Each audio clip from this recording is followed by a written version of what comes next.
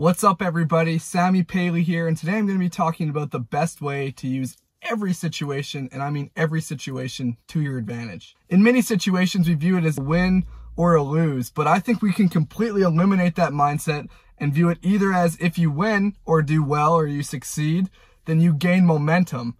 But if you lose or you don't do as well as you hope or you don't have as much perceived success as you wanted, then you use that opportunity to learn and improve. Probably my all-time favorite quote, and one I've said in past episodes, is from Nelson Mandela, where he says, "I do not lose.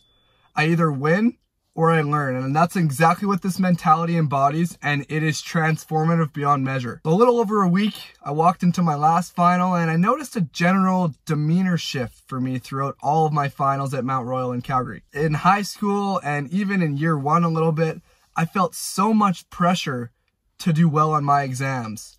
And I viewed it that if I didn't do well, it represented that I'm not smart. But I have changed that now, where either I succeed on the exam and do well and focus on the process of learning and grow, instead of fixating on the grade. And if I do that, then any pressure to succeed is melted away. Something I want to make absolutely clear is that this new mentality isn't a way to just brush off bad work. It's a way to constantly improve and constantly get better and better and better. And with all my videos in every different aspect, I try to get a little bit better every time.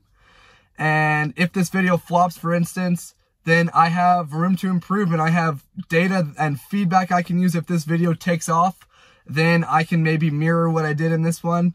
But it just really gives you liberty in everything. I'll give you a few more examples. Carol Dweck's book called Mindset, which is all about a growth versus a fixed mindset. It's incredible. I highly suggest it. All of her work is amazing.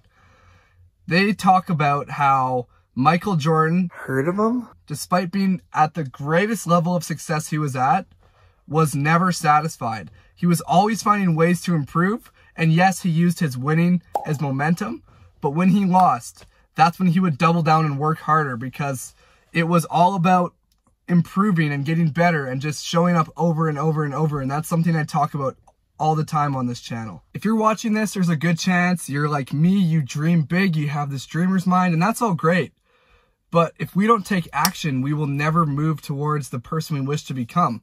But with this mentality, the fear of failure, the fear of criticism just is gone. It vanishes, because it's not about the results, it's about the process. And that's the underlying benefit to all of it, is that we tend to enjoy the process more, because we have a cycle that looks a little bit like this. The less you worry about failure and fear of criticism, the more you're willing to take risks. The more risks you take, the more likely you are to fail. The more you fail, the more data you collect. The more data you collect, the more you improve.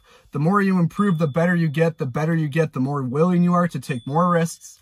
When you take more risks, you fail more and you gain more data and you improve. Can you see what I'm doing? I could do this all day, but it's just continually about improving. And this mentality where you cannot lose, you only learn, or you win and gain momentum, is life-changing. I really challenge you to adopt this mentality. For me, it has been profoundly impactful, because it just places more emphasis on the process than on the results. It places more emphasis on improving than on winning itself. Winning should be a byproduct. As always, thank you so much for being here. I hope you got value from this.